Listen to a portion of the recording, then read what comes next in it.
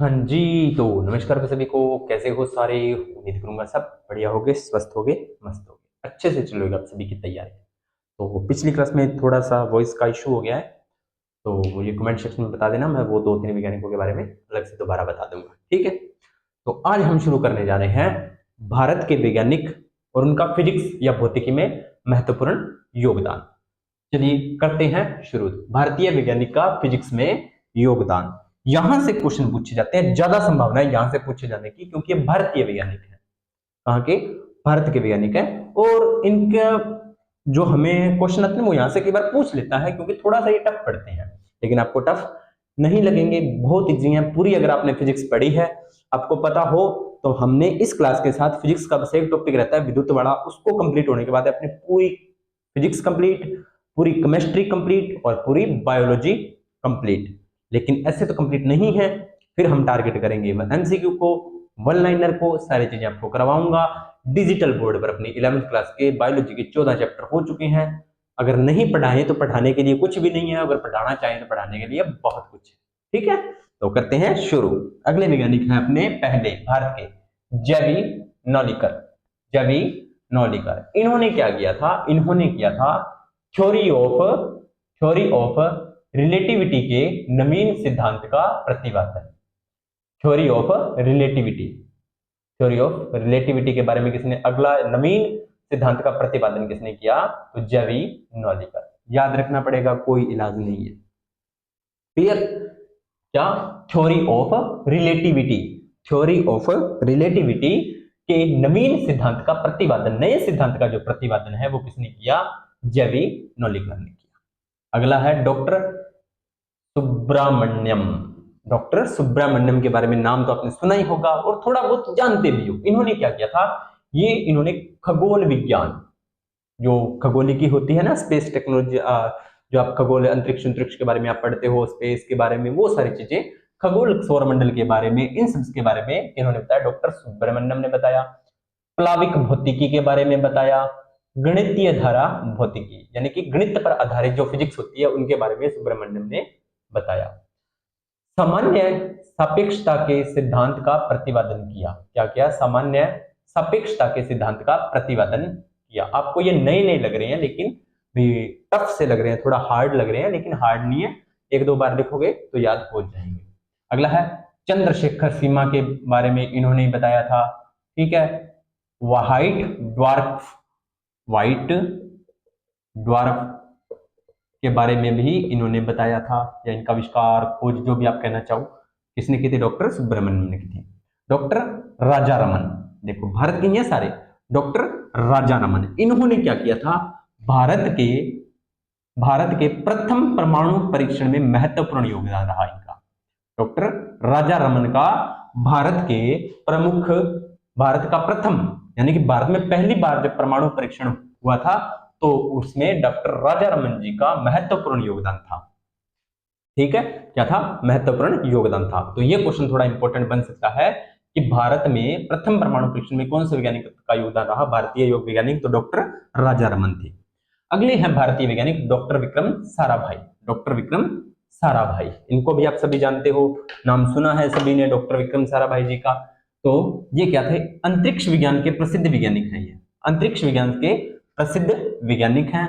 Cosmic किरणों के अध्ययन में योगदान, कॉस्मिक किरणें मैंने आपको करवाई हुई हैं। तो इन्होंने क्या किया था? एक तो अंतरिक्ष विज्ञान के प्रथम प्रसिद्ध वैज्ञानिक रह चुके हैं, और कॉस्मिक किरणों के अध्ययन में इनका महत्वपूर्ण योगदान रहा है। कॉस्मिक किरणों के अध्ययन में इनका महत्वपूर्ण योगदान है वो रहा है, ठीक है। आगे चलते हैं।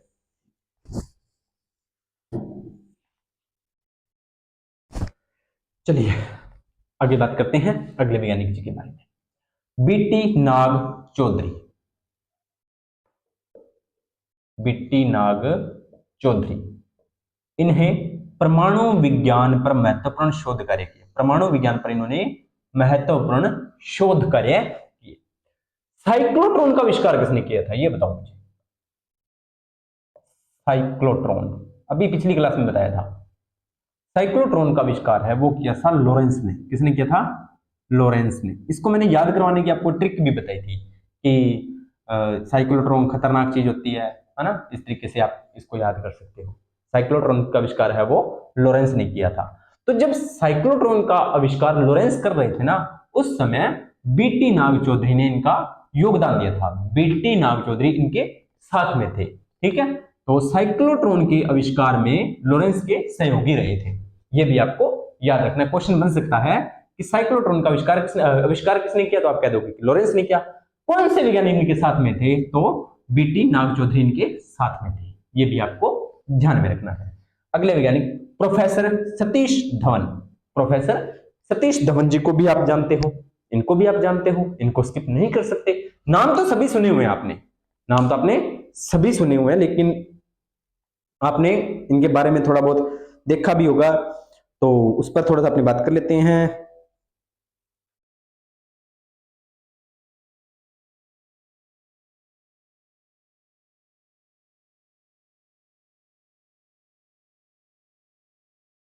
चलिए इस पर अब थोड़ी सी चर्चा कर लेते हैं। कौन से थे? Doctor professor Satish Dhawan. अंतरिक्ष अनुसंधान के क्षेत्र में महत्वपूर्ण योगदान रहा था। अंतरिक्ष अनुसंधान के क्षेत्र में इन्होंने महत्वपूर्ण योगदान है जो अपना दिया था। अंतरिक्ष अनुसंधान के क्षेत्र में महत्वपूर्ण योगदान इन्होंने दिया था। अगला है भारतीय कृत्रिम उपग्रह। भारतीय कृत्रिम उपग्रह कौन कौन से हैं, तो मुख्य दो आते हैं। एक तो आता है आर्यभट्ट, कौन सा? एक तो आता है आर्यभट्ट और एक आता है रोहिणी। ये दोनों आपको याद रखने हैं, पूछा गया क्वेश्चन है आर्यभट्ट और रोहिणी से। तो भारतीय कृत्रिम उपग्रह रोहिणी व आर्यभट्ट के प्रक्षेपण में इन्होंने योगदान दिया था। जब इनका प्रक्षेपण किया गया था अंतरिक्ष में आर्यभट्ट और रोहिणी का, तब इनका महत्वपूर्ण योगदान रहा था कौन से वैज्ञानिक जी का? कौन से वैज्ञानिक जी का? प्रोफेसर सतीश धवन जी का। और अंतरिक्ष अनुसंधान से ही क्या होते हैं, जो आपके कोई लॉन्चेस वगैरह होते हैं वो यहीं से होते हैं, ये भी आपको थोड़ा सा ध्यान में रखना है। अगला है, अब आपको ये बात भी समझ में आ गया आर्यभट्ट और रोहिणी क्या है, एक प्राकृतिक दो क्या है, ये कृत्रिम उपग्रह हैं जो भारत के खुद के हैं, जो भारत के खुद के हैं। यहां से भी क्वेश्चन बन सकता है। अगले वैज्ञानिक है आर्यभट्ट, 5वीं सदी के। आर्यभट्ट बहुत पुराने वैज्ञानिक हैं, 5वीं सदी के गणित के वैज्ञानिक थे और खगोल शास्त्री थे। अब आपको सर उस टाइम तो ये किताबें वगैरह होती नहीं थी, लेकिन नॉलेज बहुत हुआ करती टाइम उस टाइम लोगों को, ठीक है। तो वो भी आपको थोड़ा सा ध्यान में रखना है। क्या? 5वीं सदी के महत्वपूर्ण वैज्ञानिक थे, जो एक गणितज्ञ थे, बहुत महान गणितज्ञ आप उन्हें कह सकते हो, गणित के बारे में उन्होंने बताया था, और खगोल शास्त्री भी थे। याद हो तो शून्य की खोज भी आर्यभट्ट ने की थी, जीरो की खोज इन्होंने ही, आर्यभट्ट ने ही शून्य की खोज की थी, ठीक है।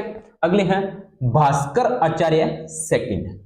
भास्कर आचार्य सेकंड, ये 12वीं सदी के वैज्ञानिक थे, गणितज्ञ व खगोल शास्त्री, यानी कि आर्यभट्ट के जैसे ही थे, लेकिन आर्यभट्ट तो 5वीं सदी के से और ये थे 12वीं सदी के। कौन 12वीं सदी के? कौन थे? भास्कराचार्य 12वीं सदी के वैज्ञानिक थे जो गणित और खगोल शास्त्री थे। और 5वीं सदी के कौन थे?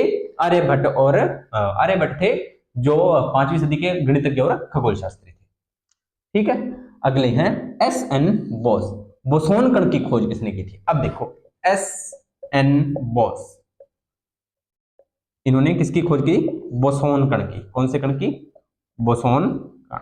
अब देखो बोसऑन, बोसऑन, बोसऑन, बोसऑन, याद कर सकते हो, बोस से बोसॉन, बात खत्म, ठीक है।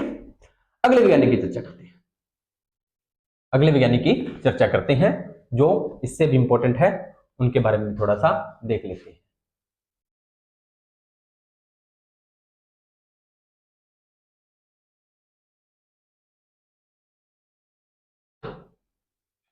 अगला है श्रीनिवास रामानुजन। श्रीनिवास रामानुजन, नंबर थ्योरी में योगदान था इनका। कौन सी थ्योरी में? नंबर थ्योरी में इनका योगदान था। इनके जीवन शैली पर एक फिल्म बनी हुई है, इनके जीवन शैली पर एक फिल्म बनी हुई है, और फिल्म का नाम है the man who no infinity, ठीक है। The man who no infinity, इनके नाम पर फिल्म बनी हुई है। तो ये आप पूछ सकता है फिल्म का नाम क्या था? The man who no infinity, ठीक है। अगला है एच जे भामा। अगला है एच जे भामा। अंतरिक्ष किरणों की बौछार का सिद्धांत दिया था। अंतरिक्ष किरणों की बौछार का जो सिद्धांत है वो किसने दिया था? एच जे भामा ने दिया था। भारत में परमाणु ऊर्जा के जनक कौन थे? H J Bhama. ये क्वेश्चन बन सकता है। भारत में परमाणु ऊर्जा के जनक, परमाणु ऊर्जा के जनक, ठीक है। उसके बाद में जो इंपॉर्टेंट वैज्ञानिक आते हैं फिजिक्स से संबंधित, उनकी थोड़ी सी बात कर लेते हैं। वो तो भारत के बहुत ही इंपॉर्टेंट वैज्ञानिक है, doctor CV Raman. CV Raman, इन्होंने क्या काम किया था? इन्होंने प्रकाश का प्रकीर्णन के बारे में एक सिद्धांत दिया था या एक प्रभाव बताया था जिसे बोला जाता है रमन प्रभाव। कौन सा प्रभाव? रमन प्रभाव। तो रमन प्रभाव किसने दिया था? डॉक्टर सीवी रमन ने दिया था। यह प्रभाव जो संबंधित था वो किससे था? प्रकाश के प्रकीर्णन से। अब आप पूछोगे सरकार प्रकाश का प्रकीर्णन क्या होता है? तो प्रकाश का प्रकीर्णन होता है प्रकाश का फैलना। क्या होता है प्रकाश का प्रकीर्णन? प्रकाश का फैलना होता है, ठीक है। इसके साथ साथ और इन्होंने क्या प्रभाव की खोज, इन्होंने रमन प्रभाव की जो खोज है वो कब की थी? 1928 में की थी और 1930 में नोबेल पुरस्कार प्राप्त हुआ इनको। 1930 में फिजिक्स के क्षेत्र में, कौन से क्षेत्र में? फिजिक्स से संबंधित नोबेल पुरस्कार दिया गया। क्या दिया गया? नोबेल पुरस्कार प्रदान किया गया। अब इनकी खास बात क्या है? स्टार लगाओ इसको। इनकी खास बात यह है कि ये भारत के पहले वैज्ञानिक थे, भारत के पहले वैज्ञानिक जिनको नोबेल पुरस्कार मिला फिजिक्स के क्षेत्र में, तो वो कौन थे? Doctor CV Raman. यहां से क्वेश्चन बन सकता है कि ऐसे कौन से भारतीय फिजिक्स के वैज्ञानिक हैं या भौतिकी के वैज्ञानिक हैं जिनको फिजिक्स के क्षेत्र में सबसे पहले नोबेल पुरस्कार, भारतीय वैज्ञानिक हैं जिनको नोबेल पुरस्कार दिया गया? Doctor CV Raman. क्रिस्टल की संरचना पर खोज की और क्रिस्टल की संरचना पर इन्होंने पहले अध्ययन किया फिर खोज की। अब आप बोलोगे सर क्रिस्टल क्या होते हैं? तो वो मैं आपको केमिस्ट्री में करवा चुका हूं।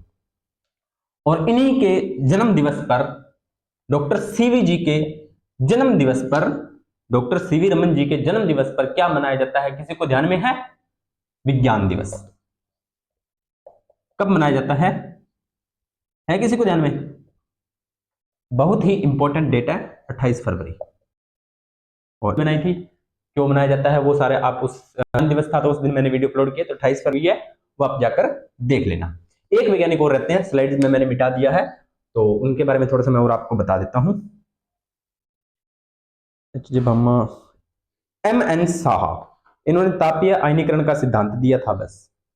और जेसी बोस, बेताशन, ठीक है, बता दिया, ये इतना ही था, ठीक है। तो सीवी रमन जी से बहुत इंपॉर्टेंट क्वेश्चन बनते हैं भैया आपके, ठीक है। तो अब मैं आपको एक बात और कहना चाहूंगा, विद्युत की क्लासेस तो अपनी चल ही रही हैं, उसके अलावा आपको एक बड़ी अपडेट और खुशखबरी अगर मैं देना चाहूं तो आपको जानकर अति खुशी होगी, अति प्रसन्नता होगी। कंप्लीट ल्यूसेंट कवर लगभग 900 850 वीडियो के अंदर,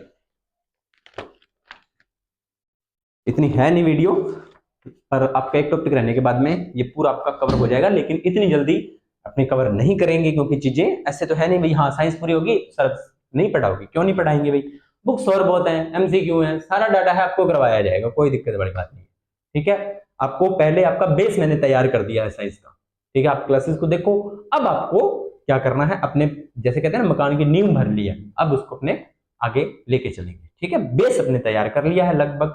हाँ, तो अगर आप किसी चीज के आपको नोट्स चाहिए तो मैं आपको नोट्स, अगर आप कहोगे तो मैं आपको कंप्लीट साइंस के नोट्स भी तैयार करके दे सकता हूं, उसमें टाइम लगेगा लेकिन आपको तैयार करके दे सकता हूं। और अगर आप खुद तैयार करना चाहो तो आपको एक आसान सी ट्रिक मैं बता देता हूं, जितनी भी क्लासें उसके जो पहली स्लाइड होती है उसकी स्क्रीनशॉट ले लो, सबसे आसान तरीका। जितनी भी वीडियो है उसकी सभी की टॉपिक वाइज स्क्रीनशॉट लो, स्क्रीनशॉट लेने के बाद में उसका प्रिंट निकाल लो। पर वो है, वो नोट्स सिर्फ दिखावे के होंगे भी हाँ मेरे पास नोट्स हैं, मैटर भी अच्छा होगा, ये नहीं है मैटर अच्छा नहीं होगा, लेकिन आपको उसमें से कुछ समझ में नहीं आएगा। लेकिन अब ज्यादा आप साथ ही साथ बनाओ क्लासेस को देखकर, और अगर आप कहोगे तो मैं आपको नोट्स बना दूंगा, ठीक है। तो यहाँ पर अपने इस क्लास का करते हैं समापन और मिलते हैं नेक्स्ट वीडियो और नए टॉपिक के साथ। तब तक आप सभी का धन्यवाद।